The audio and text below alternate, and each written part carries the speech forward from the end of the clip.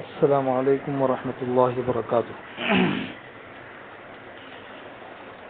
ہمارا سیرت کا جو سبق ہے وہ سلسلہ وار آگے بڑھا رہا ہوں میں۔ گزشتہ ہفتے میں نے جو سبق آپ لوگوں کو دیا تھا اسے اپنے سامنے رکھے، اس سے میں آگے بڑھ رہا ہوں۔ گزشتہ ہفتے جو سبق ہوا تھا اس کا حاصل اور خلاصہ یہی تھا، پہلی بیعت عقبہ، یثرب سے جو لوگ آئے تھے حج کے لیے، انہوں نے حضور اکرم صلی اللہ علیہ وسلم کے ہاتھ پر بیعت کی تھی اور واپس جا کر یثرب اور مدینہ منورہ میں اسلام کی طرف لوگوں کو دعوت دینا شروع کیا تھا۔ وہ پورا تفصیل قصہ گزشتہ ہفتے گزر چکا تھا۔ اب آیا نبوت کا 13واں سال۔ نبوت کا 13واں سال جو حج کا موسم ہے، تو حج کے موسم میں مدینہ منورہ کے 70 سے زیادہ مسلمان حج کی ادائیگی کے لیے مکہ تشریف لائے۔ 70 سے زیادہ۔ پہلے سال جو آئے تھے نبوت کے 11ویں سال تو صرف 6 لوگ تھے، اور نبوت کے 12ویں سال جب آئے تو 12 لوگ تھے، اور اب نبوت کے 13ویں سال جب آئے تو 70 سے زیادہ مسلمان تھے۔ اچھا، یہ یثرب سے جو مسلمان آئے تھے تو یہ اپنے قوم کے مشرک حاجیوں میں شامل ہو کر آئے تھے، اس لیے کہ اس وقت تک پورے مدینہ کے لوگ مسلمان نہیں ہوئے تھے۔ مدینہ کے اندر بہت سے مشرک قبائل بھی تھے، اور مشرک قبائل بھی آتے تھے حج کرنے کے لیے، لہذا مدینہ منورہ کے مسلمان اور مشرک سب لوگ مل کر یہ حج کرنے کے لیے آئے۔ اچھا، یہ لوگ آ رہے تھے، راستے ہی میں تھے کہ آپس میں ان لوگوں نے ایک دوسرے سے بات چیت کرنی شروع کی، اور بات کرتے ہوئے ایک نے دوسرے سے کہا کہ بھائی کب تک ہم اللہ کے رسول کو مکہ مکرمہ میں یہیں چھوڑ دیں گے کہ مکہ مکرمہ کے پہاڑوں میں حضور چکر کاٹتے رہے، ٹھوکریں کھاتے رہے، اور لوگ ان کو پریشان کرتے رہے، ستاتے رہے، کب تک ہم اللہ کے رسول کو اس طرح چھوڑ دیں گے؟ یعنی کہنے کا مقصد یہ تھا کہ اس مرتبہ ہم جا رہے ہیں تو فائنل فیصلہ کر کے آئے۔ بہرحال یہ لوگ مکہ مکرمہ پہنچ گئے، یہ مسلمان، اور خفیہ طور پر حضور اکرم صلی اللہ علیہ وسلم کے ساتھ میں رابطہ اور سلسلہ شروع ہوا خفیہ طور پر، اور آخر کار اس بات پر اتفاق ہو گیا کہ دونوں فریق کا مطلب یہ ہے کہ حضور اور دوسری طرف یثرب کے جو مسلمان آئے ہیں 70 سے زیادہ، یہ دونوں فریق جو ہے ایام تشریق کے درمیانی دن، ایام تشریق کا درمیانی دن 12 ذی الحجہ ہوتا ہے، تو ایام تشریق کے درمیانی دن یعنی 12 ذی الحجہ کو مینا میں جمرہ اولا یعنی جمرہ عقبہ کے پاس جو گھاٹی ہے اسی میں جمع ہو، اور یہ جو اجتماع ہو ہمارا یہ رات کی بالکل تاریکی میں خفیہ طور پر ہو، کسی کو پتہ نہ چلے، اس لیے کہ یہ یثرب والے بھی جو آئے تھے تو ان کے ساتھ میں بہت سے مشرکین بھی تھے، ان کو پتہ نہیں تھا کہ اس طریقے سے یہ لوگ اندرونی طور پر محمد سے اور اللہ کے رسول سے ملاقاتیں کر رہے ہیں، اور آج کی رات میں فائنل ملاقات کا وقت ہے، ان لوگوں کو کچھ بھی پتہ نہیں تھا۔ یہ جو تاریخی اجتماع یہ تاریخی اجتماع ایسا تھا کہ جس نے اسلام اور بت پرستی کی جنگ میں زمانے کی رفتار کو رخ بدل دیا تھا۔ بس یہ جو اجتماع ہوا اور یہ آپس کے جو معاہدات ہوئے تو اس نے زمانے کی رفتار کو بدل دیا۔ تو یہ تاریخی اجتماع کے احوال ہے، تو یہ ایک بہت بڑے انصاری صحابی ہے کعب بن مالک، ان کی زبان سے سنیے کہ وہ کیا کہتے ہیں اس کے بارے میں، خود ان کی زبانی سنیے۔ حضرت کعب بن مالک رضی اللہ تعالیٰ عنہ فرماتے ہیں کہ ابن ہشام کے اندر یہ روایت ہے کہ ہم لوگ حج کے لیے نکلے تو حضور اکرم صلی اللہ علیہ وسلم سے ایام تشریق کے درمیانی روز عقبہ میں ملاقات طے ہوئی۔ بالآخر وہ رات آ گئی جس میں رسول اللہ صلی اللہ علیہ وسلم سے ملاقات طے تھی۔ ہمارے ساتھ ہمارے ایک معزز سردار عبداللہ بن حرام بھی تھے۔ یہ عبداللہ بن حرام جو تھے یہ ابھی تک مسلمان نہیں ہوئے تھے، لیکن تھے بہت اچھے۔ تو یہ کعب بن مالک کہتے ہیں کہ ہم جب حضور سے ملاقات کرنے کے لیے جا رہے تھے رات کو تو ہم نے ان کو بھی ساتھ میں لے لیا، اگرچہ مسلمان نہیں ہوئے تھے، لیکن ہم نے ان سے عبداللہ بن حرام سے بات چیت کی اور ان کو کہا کہ دیکھو اے ابو جابر، آپ ہمارے ایک معزز اور شریف سربراہ ہیں، ہم آپ کو آپ کے موجودہ حالت سے نکالنا چاہتے ہیں کہ آپ کہیں کل آگ کا ایندھن نہ بن جائے۔ اس کے بعد ہم نے ان کو اسلام سمجھایا، اسلام کی دعوت دی، اللہ کے رسول کے بارے میں بتلایا، ساری باتیں بتلانے کے بعد پھر ہم نے کہا کہ دیکھو بھائی آج رات کو ہماری ملاقات ہے اللہ کے رسول سے عقبہ میں، تو آپ بھی ہمارے ساتھ چلو۔ تو خیر جانے سے پہلے یہ عبداللہ بن حرام جو تھے وہ مسلمان ہو گئے، اور مسلمان ہونے کے بعد یہ بھی عقبہ میں ان مسلمانوں کے ساتھ میں ہی پہنچے۔ حضرت کعب رضی اللہ تعالیٰ عنہ جو تھے یہ واقعے کی تفصیلات بیان کرتے ہوئے یہ بھی فرماتے ہیں کہ ہم لوگ حسب دستور اس رات اپنے قوم کے ہمراہ اپنے ڈیروں میں سوئے،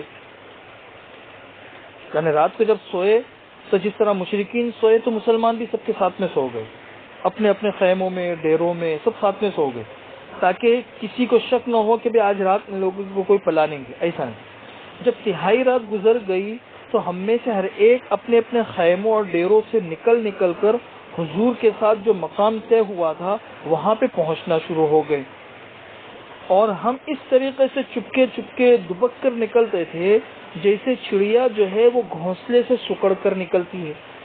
چڑیا جس طریقے سے گھونسلے سے سکڑ کر نکلتی ہے تو اس طریقے سے ہم لوگ یہاں سے نکلتے رہے، یہاں تک کہ ہم سب عقبہ میں جمع ہو گئے۔ ہماری کل تعداد 75 تھی، 73 مرد تھے، 73 اور 2 عورتیں تھیں۔ جو 2 عورتیں تھیں ان کا نام کیا ہے؟ ایک تو ام عمارہ ہے، ام عمارہ نصیبہ بنت کعب، یہ قبیلہ بنو مازن بن نجار سے تعلق رکھتی تھی، اور دوسری عورت تھی ام منیع اسما بنت عمر، ان کا تعلق قبیلہ بنو سلمہ سے تھا۔ تو یہ 2 عورتیں تھیں اور 73 مرد تھے۔ ہم سارے کے سارے گھاٹی میں جمع ہوئے، حضور اکرم صلی اللہ علیہ وسلم کا انتظار کرنے لگے، اور پھر آخر وہ لمحہ بھی آ گیا کہ جب حضور اکرم صلی اللہ علیہ وسلم تشریف لے آئے۔ حضور اکرم صلی اللہ علیہ وسلم کے ساتھ آپ کے چچا حضرت عباس بن عبد المطلب رضی اللہ تعالیٰ عنہ بھی تھے۔ حضرت عباس بن عبد المطلب بھی تھے۔ وہ عباس بن عبد المطلب جو ہے نا وہ ابھی تک اپنی قوم کے ہی دین پر تھے، مسلمان نہیں ہوئے تھے، مگر وہ حضور اکرم صلی اللہ علیہ وسلم کے بارے میں چاہتے تھے کہ اپنے بھتیجے کے معاملے میں ان کو اکیلا نہ چھوڑے، ساتھ میں رہے ان کے، اور جب مکمل اطمینان ہو جائے کہ یثرب والے اور مدینہ والے واقعی ہمدرد ہے، خیرخواہ ہے، اور لے جا کر حضور کا ساتھ نہیں چھوڑیں گے بلکہ پورا ساتھ دیں گے، تو پھر اس کے بعد محمد کو ان کے حوالے کر کے میں آؤں۔ یہ ان کی منشا تھی۔ اس لیے سب سے پہلے انہوں نے بات شروع کی۔ گفتگو کا آغاز اس طریقے سے ہوا کہ مجلس ہوئی، مجلس کے اندر تھوڑی بہت اسلام دین وغیرہ کی باتیں ہوئی۔ جب مجلس مکمل ہو گئی تو اب دینی اور فوجی تعاون کے عہد و پیمان کو آخری شکل دینے کے لیے گفتگو کا آغاز ہوا، اس لیے کہ ظاہر سی بات ہے حضور کو مدینہ لے جا رہے ہیں، صحابہ کرام کو مدینہ لے جا رہے ہیں، اور خود مدینہ منورہ کے لوگ مسلمان ہو رہے ہیں، تو ظاہر سی بات ہے پورا عرب ان کا مخالف ہوگا۔ جب عرب مخالف ہوگا تو فوجی اعتبار سے تعاون کے لیے کیا دفعات ہو، کیا کیا، تو وہ ساری باتیں واضح کرنا ضروری ہے۔ تو جب اس سلسلے میں گفتگو کا آغاز ہوا تو سب سے پہلے حضرت عباس نے اپنی زبان کھولی، جو حضور اکرم صلی اللہ علیہ وسلم کے چچا تھے، اور حضرت عباس کا مقصد یہی تھا کہ پوری صراحت کے ساتھ اس ذمہ داری کی نزاکت واضح کر دیں۔ تو اس عہد و پیمان کے نتیجے میں ان حضرات کے سر پڑنے والی تھی۔ چنانچہ حضرت عباس نے کہا کہ اے خزرج کے لوگوں، مدینہ منورہ کے جو اہم قبائل تھے ان میں 2 قبیلے اوس اور خزرج، لیکن ان دونوں کو ملا کر خزرج کے لوگوں کہا جاتا تھا۔ خزرج کے لوگوں سے مراد صرف خزرج کا قبیلہ مراد نہیں ہے، اوس اور خزرج دونوں قبیلے مراد ہیں اس میں۔ تو حضرت عباس نے ارشاد فرمایا کہ خزرج کے لوگوں، ہمارے اندر محمد صلی اللہ علیہ وسلم کی جو حیثیت ہے وہ تمہیں معلوم ہے۔ ہماری قوم کے جو لوگ دینی نقطۂ نظر سے ہمارے ہی جیسی رائے رکھتے ہیں تو ہم نے محمد کو ان سے محفوظ رکھا ہے، یعنی مکہ مکرمہ میں جو لوگ مسلمان ہو چکے ہیں یا مسلمان نہیں ہوئے لیکن محمد سے محبت رکھتے ہیں، تو ہم سب نے مل کر حضور کی حفاظت کی ہوئی ہے۔ وہ اپنے قوم اور اپنے شہر میں قوت اور عزت کے ساتھ میں ہے، طاقت اور حفاظت کے اندر ہے، مگر اب وہ تمہارے یہاں جانے کے لیے مصر ہے، وہ چاہتے ہیں کہ وہ تمہارے یہاں مدینہ منورہ چلے جائیں۔ لہذا اگر تمہارا یہ خیال ہے کہ تم انہیں جس چیز کی طرف بلا رہے ہو اسے نبھا لو گے اور محمد کو ان کے مخالفین سے بچا لو گے تب تو ٹھیک ہے، تم نے جو ذمہ داری اٹھائی ہے اسے تم جانتے ہو، لے جاؤ، کوئی حرج نہیں ہے۔ لیکن اگر تمہارا یہ اندازہ ہے کہ تم انہیں اپنے پاس لے جانے کے بعد پھر کچھ دنوں کے بعد ان کا ساتھ چھوڑ کر کنارہ کش ہو جاؤ گے اور ان کا ساتھ چھوڑ دو گے، تو پھر ابھی ہی محمد کو چھوڑ دو۔ ایسا مت کرو کہ یہاں سے لے کے جاؤ اور پھر وہاں پہ جا کے چھوڑ دو، نہیں، اگر چھوڑنا ہی ہے بعد میں تو ابھی چھوڑ دو، کیونکہ ہم ان کی حفاظت یہاں پہ کر رہے ہیں۔ یہ بات سن کے حضرت کعب بن مالک رضی اللہ تعالیٰ عنہ کھڑے ہوئے اور کہا کہ عباس، ہم نے آپ کی بات سن لی، اب اللہ کے رسول آپ گفتگو فرمائیے اور اپنے لیے اور اپنے رب کے لیے جو عہد و پیمان پسند کرے وہ آپ لیجئے۔ حضرت کعب بن مالک نے کہا کہ حضرت اب آپ فرمائیے۔ اس جواب سے پتہ چلتا ہے کہ اتنی بڑی ذمہ داری کو اٹھانے اور اس کے اتنے خطرناک نتائج کو جھیلنے کے سلسلے میں انصار کتنے مضبوط تھے اور ان کا ایمان اور جوش و اخلاص کا کیا عالم ہوگا، اس سے اندازہ لگتا ہے۔ اس کے بعد جب کعب بن مالک نے یہ بات کہی تو حضور اکرم صلی اللہ علیہ وسلم نے اب اپنی گفتگو کا آغاز فرمایا۔ پہلے حضور اکرم صلی اللہ علیہ وسلم نے قرآن کی تلاوت کی، اللہ کی طرف دعوت دی، اسلام کی ترغیب دی، اور پھر اس کے بعد بیعت ہوئی۔ بیعت کی جو دفعات تھی وہ کیا ہے؟ بیعت کی جو دفعات تھی، امام احمد بن حنبل رحمۃ اللہ علیہ نے حضرت جابر رضی اللہ تعالیٰ عنہ سے تفصیل کے ساتھ اس روایت کو نقل کیا ہے۔ حضرت جابر رضی اللہ تعالیٰ عنہ کا بیان ہے کہ ہم نے عرض کیا کہ اللہ کے رسول، ہم آپ سے کس بات پہ بیعت کریں؟ تو حضور اکرم صلی اللہ علیہ وسلم نے فرمایا کہ اس بات پر بیعت کرو، پہلی چیز کہ چستی اور سستی ہر حال میں بات سنو گے اور بات مانو گے، سننا اور ماننا ہر حال میں۔ دوسری دفعہ تھی تنگی اور خوشحالی، ہر حال میں مال خرچ کرو گے۔ تیسری دفعہ تھی بھلائی کا حکم دو گے اور برائی سے روکو گے۔ چوتھی دفعہ تھی اللہ کی راہ میں اٹھ کھڑے ہوگے اور اللہ کے معاملے میں کسی ملامت کرنے والے کی ملامت کی پرواہ نہ کرو گے۔ اور پانچویں چیز تھی کہ جب میں تمہارے پاس آ جاؤں گا تو میری مدد کرو گے، اور جس چیز سے اپنی جان اور اپنے بال بچوں کی حفاظت کرتے ہو اس سے میری بھی حفاظت کرو گے۔ یہ پانچویں دفعہ تھی۔ پھر حضور نے ارشاد فرمایا کہ تمہارے لیے جنت ہے، یعنی یہ سارے کام کرو گے تو پھر تم کو کیا ملے گی؟ جنت ملے گی۔ یہ تو حضرت جابر کی روایت ہے۔ حضرت کعب کی روایت ہے جو ابن اسحاق نے نقل کی ہے، اس میں صرف آخری دفعہ کا ذکر ہے، آخری دفعہ کا، یعنی اس میں یہ ہے کہ حضور اکرم صلی اللہ علیہ وسلم نے قرآن کی تلاوت کی، اللہ کی طرف دعوت دی، اسلام کی ترغیب دینے کے بعد پھر فرمایا کہ میں تم سے اس بات پر بیعت لیتا ہوں کہ تم اس چیز سے میری حفاظت کرو گے جس سے اپنے بال بچوں کی حفاظت کرتے ہو، یعنی جیسے تم اپنے بال بچوں کی حفاظت کرتے ہو نا، اس طریقے سے تم میری بھی حفاظت کرو گے۔ اس پر حضرت برا بن معرور رضی اللہ تعالیٰ عنہ نے حضور اکرم صلی اللہ علیہ وسلم کا ہاتھ پکڑا اور فرمایا کہ ہاں، اس ذات کی قسم جس نے آپ کو نبی برحق بنا کر بھیجا ہے، ہم یقیناً اس چیز سے آپ کی حفاظت کریں گے جس سے اپنے بال بچوں کی حفاظت کرتے ہیں۔ لہذا اے اللہ کے رسول، آپ ہم سے بیعت لیجئے، ہم خدا کی قسم جنگ کے بیٹے ہیں اور ہتھیار ہمارا کھلونا ہے، ہماری یہی ریت باپ دادا سے چلی آ رہی ہے، یہی طریقہ ہے ہمارا کہ ہم جنگ کے بیٹے ہیں اور ہتھیار ہمارا کھلونا ہے۔ حضرت کعب بن مالک رضی اللہ تعالیٰ عنہ فرماتے ہیں کہ حضرت برا حضور اکرم صلی اللہ علیہ وسلم سے بات کر ہی رہے تھے کہ ابو الحیثم بن تیہان نے بات کاٹتے ہوئے کہا کہ اللہ کے رسول، ہمارے اور کچھ لوگوں کے درمیان عہد و پیمان کی رسیاں ہیں۔ کچھ لوگوں سے مراد یہود، کہ ہم مدینہ منورہ میں رہتے ہیں، وہاں یہودی بہت ہے، تو ہمارے اور یہودیوں کے درمیان عہد و پیمان کی رسیاں ہیں، اور اب ہم ان رسیوں کو کاٹیں گے ہم ان رسیوں کو، تو کہیں ایسا تو نہیں ہوگا کہ ہم ان سے عہد و پیمان کی رسیاں کاٹ دیں اور آپ سے عہد و پیمان کر لیں، اور پھر جب اللہ تبارک و تعالیٰ آپ کو غلبہ اور ظہور عطا فرمائے تو آپ ہمیں چھوڑ کر اپنے قوم کی طرف پلٹ جائے؟ کیا ایسا تو نہیں ہوگا؟ یہ کہا کس نے بات کاٹتے ہوئے؟ ابو الحیثم بن تیہان نے کہا۔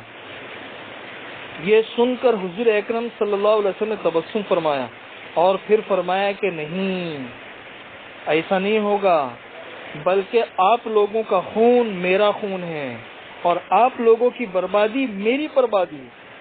میں آپ سے ہوں اور آپ مجھ سے ہیں. جس سے تم لوگ جنگ کرو گے اس سے میں بھی جنگ کروں گا اور جس سے تم لوگ صلح کرو گے اس سے میں بھی صلح کروں گا. اللہ اکبر. یہ ہوتی ہے وفاداری، عہد و پیمان اور آپس میں ایک دوسروں کا ساتھ دینا، استقامت. یہ نہیں کہ جب تک عزت، شہرت، مال، دولت، محبت سب تو ساتھ میں ہے اور پھر جب یہ سب چیزیں ملنا بند ہو گئی تو ساتھ چھوڑ دیا. نہیں، آج کل لوگوں کا مزاج ہوتا ہے نا چڑھتے سورج کے ساتھ میں، جس کا سورج چڑھ رہا ہے اس کے ساتھ چپک جاؤ. جب تک بینیفٹ مل رہا ہے بہت اچھا، اور جب حالات آنے شروع ہو جائے تو اس سے کنارہ کشی اختیار کر لو. کسی اچھے کا ساتھ دامن پکڑ لیا، چاہے کوئی اچھا عالم ہو، کوئی اچھا شیخ ہو، کوئی اچھا استاد ہو، کوئی اچھا رہبر ہو، ساتھ جب تک میٹھی میٹھی باتیں ملتی رہے، میٹھے میٹھے حالات ہوتے رہے، ساتھ میں رہو. اور جب حالات آنے شروع ہو جائے تو سامنے والے کو بھی چھوڑ دو، خود بھی اس سے بھائی اب تمہارا ساتھ نہیں دے سکتے، اب تم جانو تمہارا کام جانے. کتنی عجیب بات ہے یہ جو حضور اکرم صلی اللہ علیہ وسلم نے ارشاد فرمایا کہ ہر حال میں تمہارے ساتھ میں ہوں. تمہارا معاملہ جنگوں کے اندر ہوگا تو جنگوں کے اندر ہم بھی زخمی ہوں گے، ہم بھی لڑیں گے. تم صلح کرو گے تو ہم بھی صلح کریں گے، ساتھ میں ہی ہے تمہارے. بہرحال بیعت کی شرائط کے متعلق گفت و شنید مکمل ہو گئی.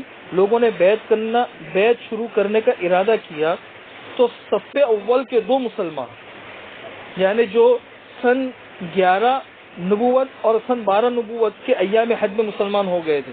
میں نے تفصیل آپ لوگوں کو بتائی تھی کہ یثرب سے نبوت کے 11ویں سال جو 6 لوگ آ کے مسلمان ہوئے تھے، پھر 12ویں سال 12 لوگ آ کے مسلمان ہوئے تھے. تو یہ صف اول کے لوگ ہیں.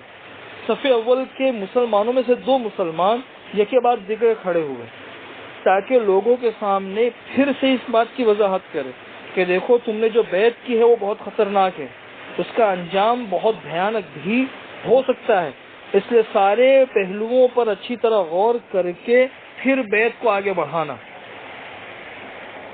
چنانچہ ابن اسحاق کا بیان ہے کہ جب لوگ بیعت کے لیے جمع ہو گئے تو حضرت عباس بن عبادہ بن نزلہ، یہ عباس بن عبد المطلب کے علاوہ ہے.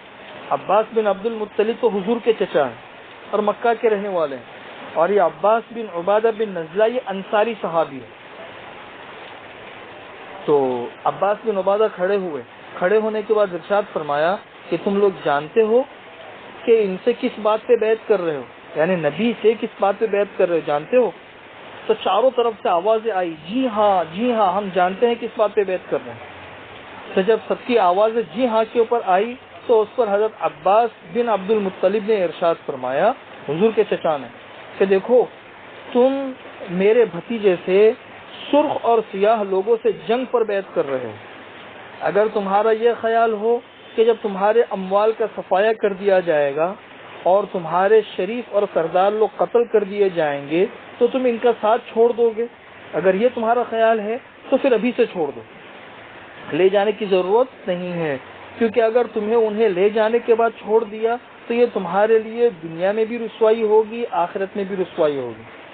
اور اگر تمہارا یہ خیال ہے کہ چاہے ہمارے مال برباد ہو، چاہے ہمارے سردار قتل ہو، اس کے باوجود بھی ہم عہد نبھائیں گے، ساتھ نہیں چھوڑیں گے، تو پھر بے شک تم لے کے جاؤ، کیونکہ یہ چیز خدا کی قسم دنیا اور آخرت دونوں کی بھلائی ہے تمہارے لیے. اس پر سب نے ایک آواز ہو کر کہا کہ ہم مال کی تباہی اور سرداروں کے قتل کا خطرہ مول لینے کے بعد بھی ان کو قبول کرتے ہیں، ساتھ نہیں چھوڑیں گے. پھر آخر میں ان انصار نے کہا کہ اللہ کے رسول یہ بتائیے، ہم نے یہ عہد پورا کیا اور عہد انشاءاللہ پورا کریں گے تو ہمیں اس کے بدلے میں کیا ملے گا؟ تو حضور اکرم صلی اللہ علیہ وسلم نے ارشاد فرمایا کہ اس کے بدلے تم لوگوں کو جنت ملے گی، جنت. لوگوں نے عرض کیا کہ حضرت اب اپنا ہاتھ پھیلائیے. چنانچہ حضور اکرم صلی اللہ علیہ وسلم نے ہاتھ پھیلایا اور لوگوں نے بیعت کی. حضرت جابر رضی اللہ تعالیٰ عنہ کا بیان ہے کہ اس وقت ہم بیعت کرنے اٹھے تو حضرت اسعد بن زرارہ نے حضور اکرم صلی اللہ علیہ وسلم کا ہاتھ پکڑ لیا.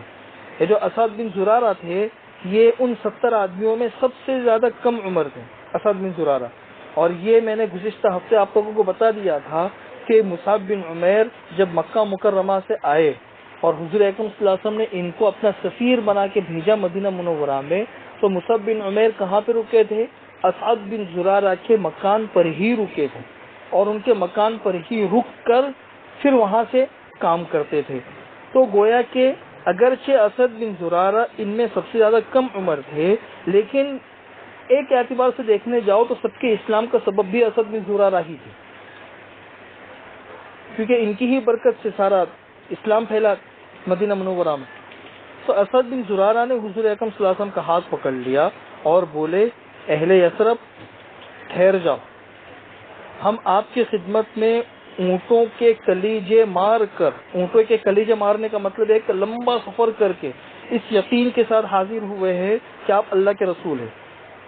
آج آپ کو یہاں سے لے جانے کے معنی ہے سارے عرب سے دشمنی، تمہارے بڑے بڑے سردار قتل ہوں گے، تلواریں تم پر پڑے گی، لہذا اگر یہ سب کچھ برداشت کر سکتے ہو تب تو انہیں لے چلو، تمہارا اجر اللہ پر ہے، اور اگر تمہیں اپنی جان عزیز ہے تو انہیں ابھی سے چھوڑ دو، یہ اللہ کے نزدیک زیادہ قابل قبول عذر ہوگا، ابھی چھوڑ دو، لیکن لے جانے کے بعد پھر تم چھوڑو گے تو وہ زیادہ بڑا گناہ ہوگا۔ یہ بار بار سب کی طرف سے تاکیدیں ہو رہی ہے اسی بات کے لیے کہ اس کا انجام جو ہے نا بہت خطرناک ہے، اچھی طرح اور مزید غور کر لو۔ یہ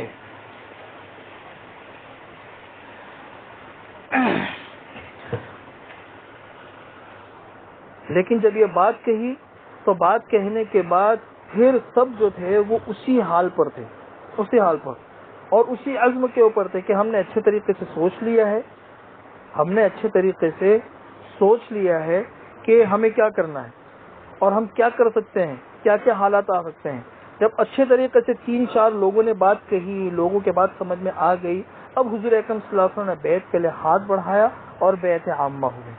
بیعت عامہ میں سب سے پہلے جنہوں نے بیعت کی اسد بن زرارہ تھے، اسد بن زرارہ۔ ایک ایک آدمی اٹھتا تھا، حضور اکرم صلی اللہ علیہ وسلم سے بیعت کرتا تھا اور اس کے عوض حضور اکرم صلی اللہ علیہ وسلم ان کو جنت کی بشارت دیتے تھے۔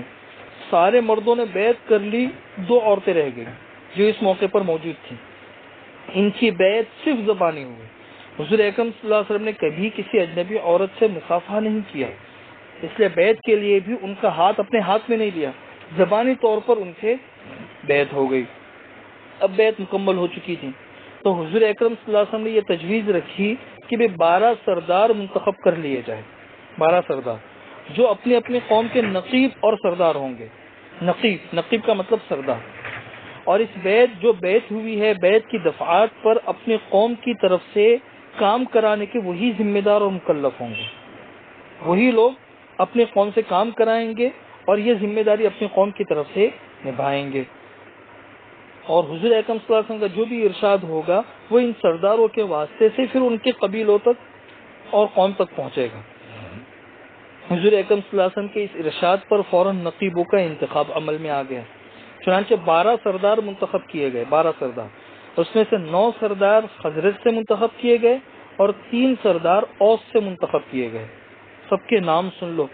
خزرج کے جو نقبہ تھے، جس طرح حضرت عیسیٰ علیہ السلام نے اپنے حواری بنائے تھے 12، وہ ان کے خاص لوگ تھے، خاص لوگ، اور وہ 12 حواری یوں کے واسطے سے حضرت عیسیٰ علیہ السلام اپنے پیغام لوگوں تک پہنچاتے تھے۔ تو اس طریقے سے یہ مدینہ منورہ میں حضور اکرم صلی اللہ علیہ وسلم کے خاص لوگ۔ خزرج کے جو 9 نقبہ تھے، پہلے تو تھے اسعد بن زرارہ بن عدس، دوسرے ہے سعد بن ربیع بن عمرو، تیسرے ہیں عبداللہ بن رواحہ بن ثعلبہ، چوتھے ہیں رافع بن مالک بن عجلان، پانچویں ہیں برا بن معرور بن صخر، چھٹے ہیں عبداللہ بن عمرو بن حرام، یہ وہی ہے جو اسی رات میں مسلمان ہوئے تھے، اور ساتویں ہیں عبادہ بن صامت بن قیس، آٹھویں ہیں سعد بن عبادہ،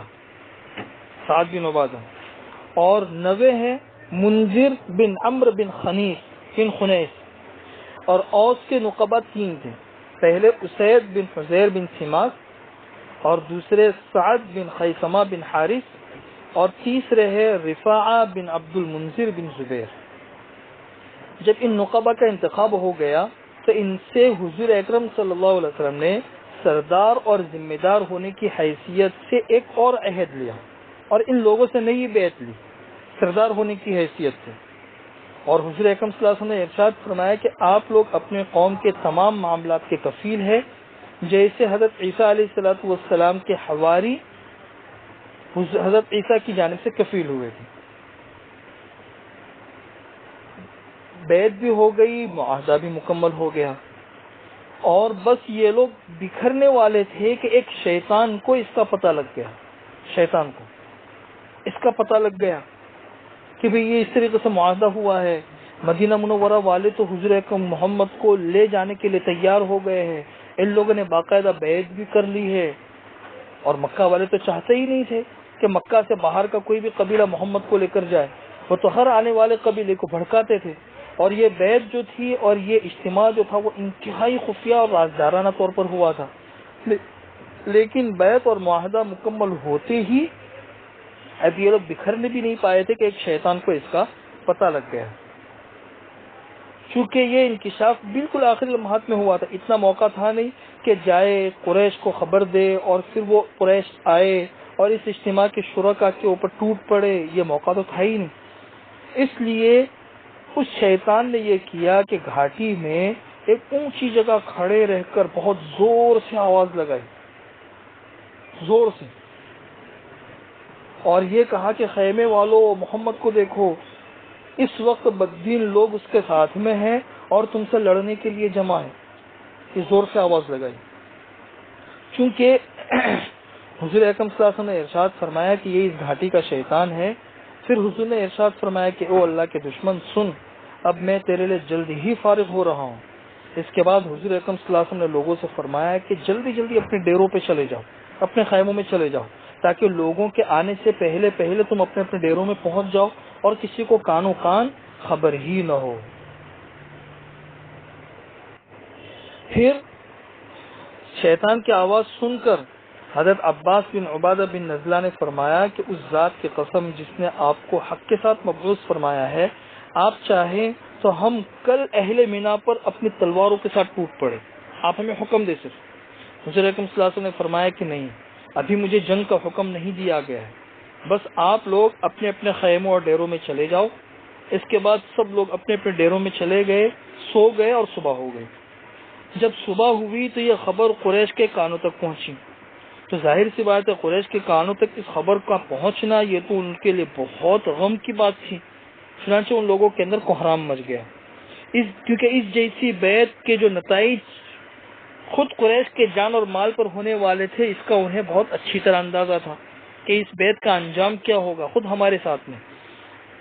اس لیے صبح ہوتے ہی قریش کے جو بڑے بڑے سردار تھے اور بڑے بڑے مجرم تھے، وہ سارے کے سارے بہت بڑا جتھا لے کر اس معاہدے کے خلاف سخت احتجاج کے لیے یثرب والوں کے خیموں کے پاس آئے، جہاں یثرب والوں کے خیمے تھے، اور وہاں آ کے انہوں نے بہت سخت احتجاج کیا اور کہا کہ بے خزرج کے لوگوں، ہمیں معلوم ہوا ہے کہ آپ لوگ ہمارے اس ساتھی کو ہمارے درمیان سے نکال لے جانے کے لیے آئے ہیں اور ہم سے جنگ کرنے کے لیے اس کے ہاتھ پہ بیعت کر رہے ہیں. حالانکہ کوئی عرب قبیلہ ایسا نہیں جس سے جنگ کرنا ہمارے لیے اتنا زیادہ ناگوار ہو جتنا آپ حضرات سے. یعنی چونکہ قریش جو تھے وہ جب شام جاتے تھے سفر کے لیے تو درمیان میں مدینہ پڑتا تھا، اور مدینہ کے یہی اوس اور خزرج کے قبائل ہی قریش والوں کا ساتھ دیتے تھے، مہمان نوازی کرتے تھے. مدینہ منورہ کے اندر ہی ان لوگوں کا پڑاؤ رہتا تھا. تو قریش نے کہا کہ سب سے زیادہ ناگوار جنگ کرنا ہمیں آپ لوگوں سے ہی ہے، جیسے کہ آپ لوگ ہمارے محسن ہو، ہم کیسے جنگ کر سکتے ہیں آپ سے. جی، لیکن چونکہ مدینہ منورہ سے آنے والے مشرکین کو تو اس بیعت کے بارے میں کچھ پتہ ہی نہیں تھا، رازداری کے ساتھ میں یہ چیز ہوئی تھی، اس لیے مدینہ منورہ کے مشرکین نے اللہ کی قسم کھا کھا کر یقین دلایا کہ ایسا کچھ بھی نہیں ہے، ہم اس طرح کی کوئی بات سرے سے جانتے ہی نہیں ہیں، آپ لوگ بالکل مطمئن رہو. اس طریقے سے ان سب کو مطمئن کر کے وہاں سے روانہ کر دیا. لیکن پھر بھی ان لوگوں کو قریش مکہ کو اطمینان نہیں ہوا، تو یہ پورا کے پورا وفد جو تھا وہ عبداللہ بن ابی بن سلول کے پاس پہنچا. یہ عبداللہ بن ابی بن سلول جو تھا وہ اس وقت عرب مدینہ منورہ کے جو انصار کے قبائل تھے، اوس خزرج وغیرہ، ان سب کا یہ سردار تھا، ان سب کا سردار تھا. تو چونکہ یہ سردار تھا اس لیے وفد سارا عبداللہ بن ابی کے پاس پہنچا. تو عبداللہ بن ابی بھی کہنے لگا کہ یہ تو بالکل جھوٹ بات ہے، ایسا معاہدہ اور ایسی بیعت تو ہوئی ہی نہیں ہے، اور یہ تو ہو ہی نہیں سکتا ہے کہ میری قوم مجھے چھوڑ کر اس طرح کا کام کر ڈالے، ہو ہی نہیں سکتا. سفر تو کیا اگر میں اپنے مقام پر بھی ہوتا تو بھی میری قوم مجھے پوچھے بغیر اس طرح کا کام نہیں کر سکتی تھی، ناممکن ہے.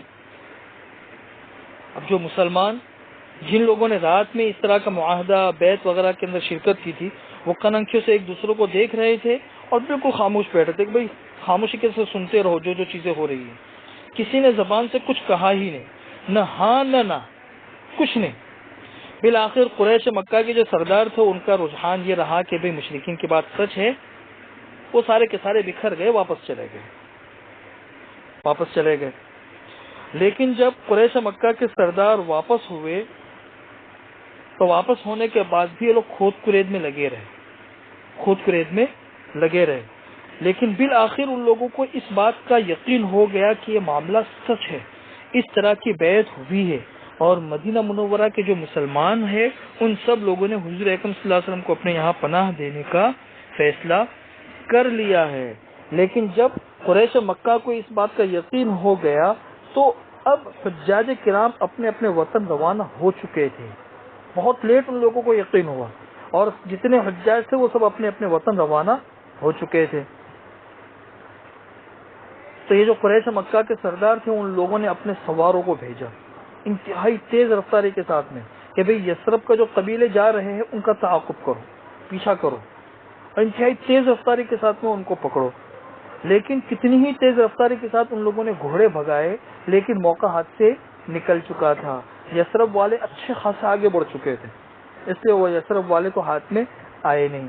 البتہ وہ جو 12 نقبہ تھے ان میں سے 2 نقبہ، ایک حضرت سعد بن عبادہ اور دوسرے منذر بن عمرو کو یہ مکہ والوں نے دیکھ لیا کہ ہاں بھی یہ دونوں جا رہے ہیں، یہ دونوں پیچھے رہ گئے، ان دونوں کو پکڑو. تو تیزی کے ساتھ بھاگے. تو اس میں منذر بن عمرو جو تھے انہوں نے تو انتہائی تیز رفتاری کے ساتھ گھوڑا بھگایا اور نکل بھاگے وہاں سے، وہ بھی بچ گئے. سعد بن عبادہ جو تھے وہ پکڑ لیے گئے. سعد بن عبادہ کا ہاتھ گردن کے پیچھے انہی کے کجاوے کی رسی سے باندھ گیا. ان لوگوں نے بہت مارا، بہت پیٹا، بال نوچتے ہوئے مکہ لے کر آئے. جب مکہ لے کر آئے تو وہاں مطعم بن عدی اور حارث بن حرب بن امیہ ان دونوں نے آ کر حضرت سعد بن عبادہ کو چھڑایا. کیوں؟ اس لیے کہ مطعم بن عدی اور حارث بن حرب کے قبیلے کے لوگ جو سفر کرتے تھے اور مدینہ منورہ جاتے تھے تو مدینہ منورہ میں میزبان یہ سعد بن عبادہ ہی ہوتے تھے ان دونوں خاندانوں کے.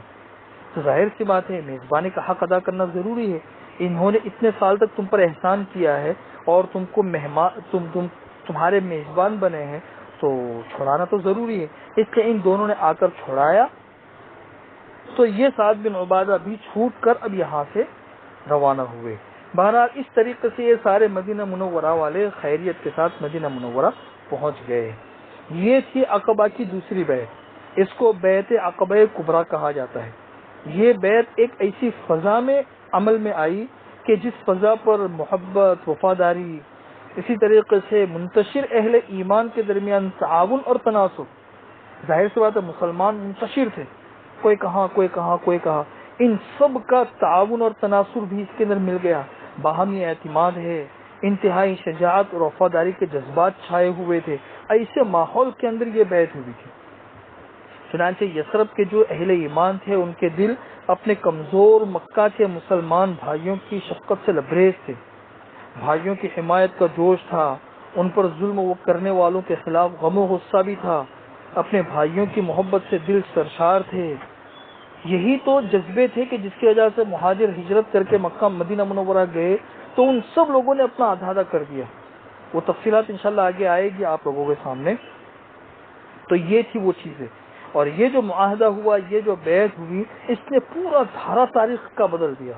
صرف اسلام ہی کا نہیں، انسانیت کا دھارا بھی بدل دیا. اور اس کی وجہ سے ایسے کارنامے وجود میں آئے اس معاہدے کے بعد اور اس بیعت کے بعد کہ تاریخ کے اندر ایسے اس کے قصے ہیں کہ پڑھتے ہیں تو انسان حیران رہ جاتا ہے کہ واقعی ایسے بھی قصے ہو سکتے ہیں.